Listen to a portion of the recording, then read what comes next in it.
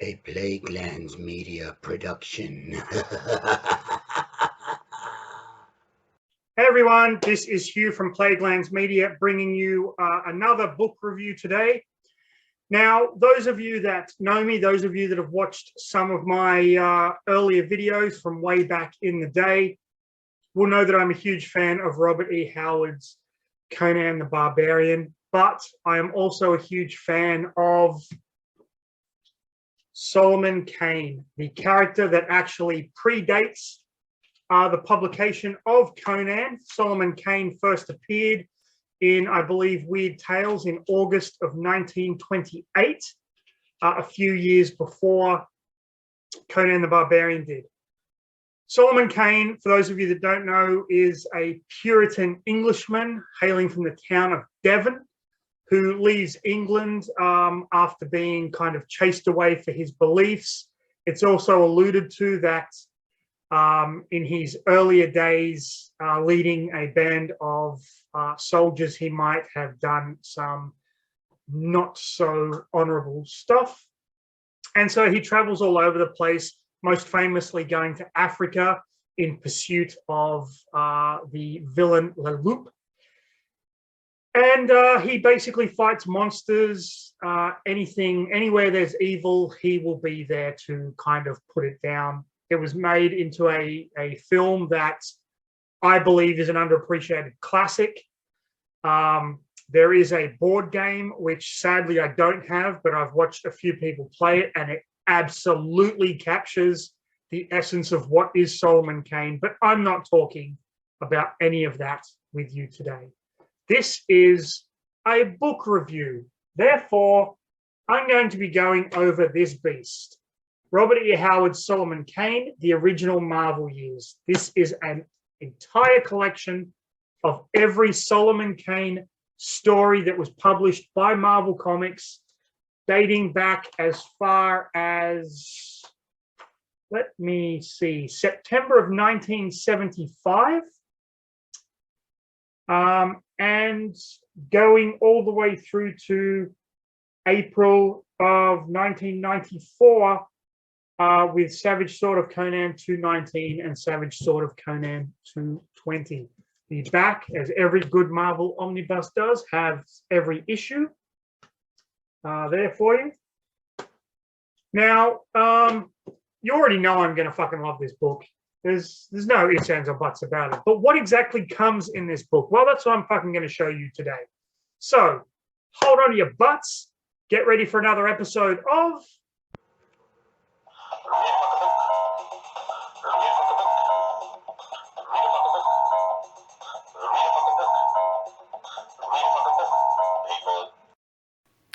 So this is Robert E. Howard Solomon Kane, the original Marvel years.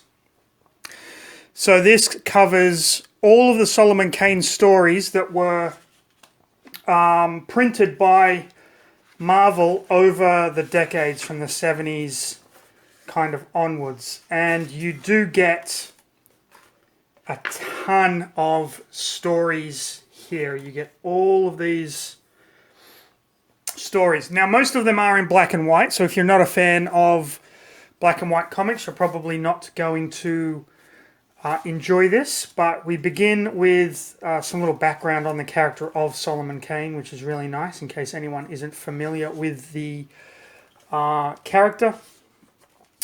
And then we start with the first Solomon Kane story from Monsters Unleashed, Skulls in the Stars, which is an adaptation of Robert E. Howard's original story, which is really cool. Great artwork, you can see. Did a really good job. Then we move on to Dracula Lives. This is an original Solomon Kane story where he actually meets Count Dracula, and really well done, very well told. The Hills of the Dead. Now, these stories are really fun. The art is really quite dynamic, but the problem is, at least in this omnibus, you are doubling up. You do get more than one adaptation of certain stories. So this is where, if you're familiar with Solomon Kane, he basically travels to Africa and meets Nolonga, who becomes a friend. Then we have Into the Silent City here. The Right Hand of Doom. This is a really great story. They are very horror-esque with elements of fantasy, so just be aware of that. The Silver Beast Beyond Torkington, which again is adapted from Robert E. Howard's work, which is cool. Then we have The Mark of Cain. So we actually have full color comic book where he's basically going after his nemesis, this Leloup, the pirate, and he hunts him down. But Leloup ultimately escapes, and then in the next issue of Marvel Premiere featuring The Mark of Cain, he tracks Leloup to Africa, and this is where he meets Nolongo, and ultimately, fights gorillas and things like that, which is really cool. Rattle of Bones, a classic Solomon Kane story, which is really cool. And then this one is from the Savage Sword of Conan. If you're not familiar with the Savage Sword of Conan, that was like Marvel's large Conan magazine. Occasionally, while it focused primarily on Conan, you would get a few Solomon Kane stories thrown in there. Solomon Kane's Homecoming. Now this is a poem by Robert E. Howard. An absolutely beautiful poem as well, and you do get more than one version of that in this omnibus. So, for example, we have the white gulls wheeled above the cliffs, the air was slashed with foam, the long tides moaned along the strand when Solomon Kane came home, and he comes back to his hometown and basically tells. He's in a tavern and he tells of his adventures. And you can see like the panels there. It's really beautifully illustrated. The Dragon of Castle Frankenstein, which is very cool. You can see that while the pages look cluttered, they're really not. You are so swept up in the story and the art that it doesn't matter. The Cold Hands of Death.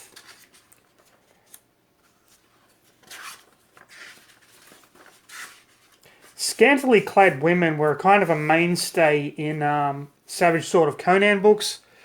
And as Solomon Kane is a Puritan, I think it's like the whole temptation thing, I think is really interesting. Retribution in Blood.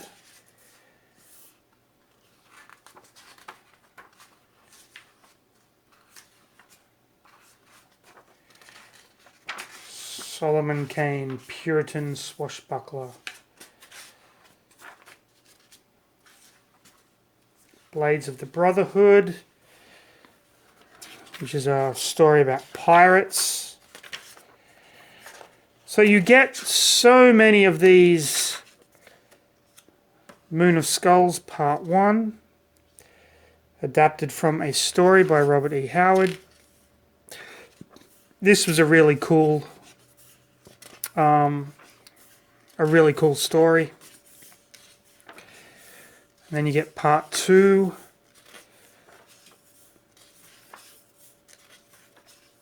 And then Part 3 of the same story. So they kind of split it up over chapters.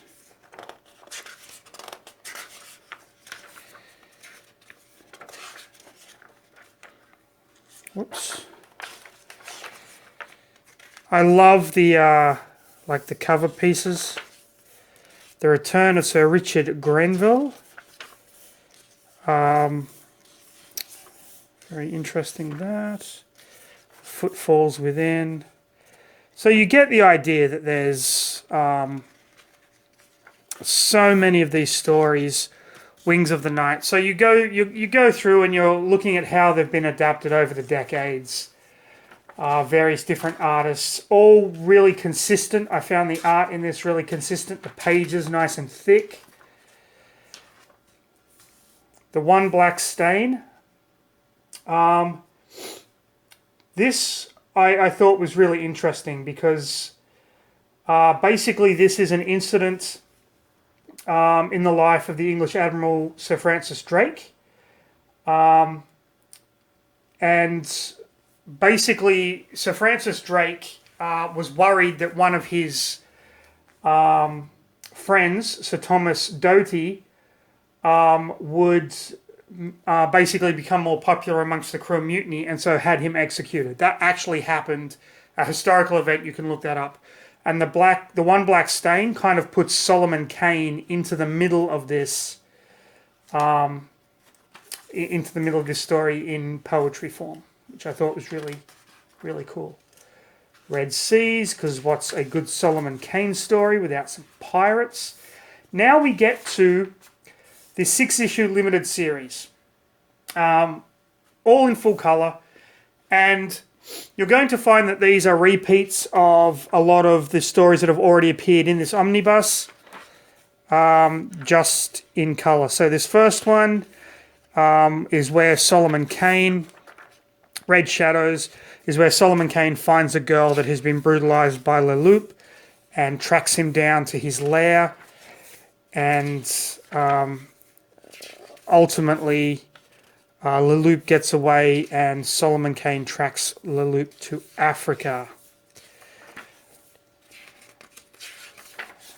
where Leloup is in with this tribe. This is where he meets Nolongo, and they kind of fight. Fantastic image there. And then we have The Sword of Solomon Kane, number 2, and Faith Undying. This is a classic werewolf story. A lot of fun. A little obvious, but still just a great read and beautiful artwork. Number 3 is Blades of the Brotherhood. Again, we've already seen this story earlier in the omnibus. But this is where Solomon Kane comes across a guy who has just fought a duel because someone kind of insulted this guy's fiancée, and he's out for blood, but ultimately the man who fought the duel is in league with pirates. And so they kind of fight, and Solomon Kane reunites the lovers and goes on his way.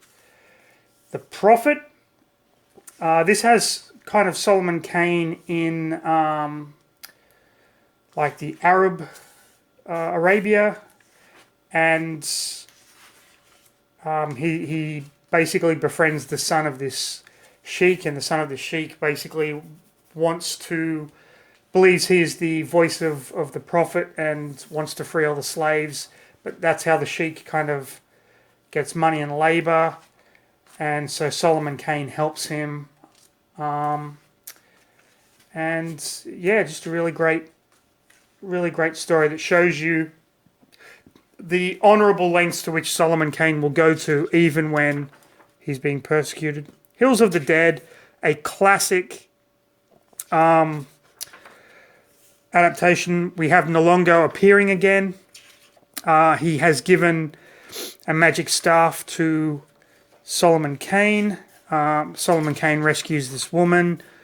They rest in some hills, but then there are kind of bat things living in the caves. Vampires, living in the caves. And Nolongo comes and summons vultures that feast on the dead. So that's pretty cool. And then the final one is Wings in the Night. This is Solomon Kane fighting harpies, pretty much. Just a really great story. And then we have another Solomon Kane's Homecoming, over 2 pages. Savage Sword of Conan. We have Solomon Kane's Homecoming again. So you can see like a lot of double up. But in this, we're getting kind of full-page pictures of his adventures, which I thought was just fantastic. So you've got this omnibus full of a ton of fantastic Robert E. Howard stories. Shattered Innocence, where he comes across a child who is a killer. How are you going to top all of these stories in the end? Well, it's very simple. The last story in this book, Conan the Barbarian meets Solomon Kane. And if you think that sounds insane, it is. And it's fucking fantastic. Basically, Solomon Kane and Conan are brought together through the magic of this underground city, and at first they fight. Look at this page. It's like in the past and in the future, 12 millennia later. So Solomon Kane and Conan actually fight, which is so cool, and then they work out what's going on. And Death's Dark Tower, Part 2, and they kind of reconcile, and everything comes to a satisfying conclusion. So if you didn't think that these stories were already awesome enough in this book, it ends with Conan and Solomon Kane fighting together. What a brilliant way to end an omnibus collection of one of Robert E. Howard's most iconic characters and one of my favorite characters in early literature. And then we have the life and times of Solomon Kane, a publishing history of Solomon Kane, and then some kind of original art pieces, and then some color paintings. And these are all the issues, all the magazines that featured Solomon Kane. Savage Sword of Conan, one of my favorites of all time. That is Solomon Kane, Robert E. Howard, Solomon Kane, the original Marvel years. I cannot recommend this book enough if you are a fan of swashbuckling adventure, if you're a fan of early sword and sorcery style, if you're a fan of horror comics with a little bit of fantasy, you are going to love everything about this omnibus. I'm going to leave it there. Thank you very much for watching. Please leave a comment in the description below. Like, subscribe, follow us on Facebook, follow us on YouTube, follow us on plaguelandsmedia.com, follow us on Amazon with our Kindle store.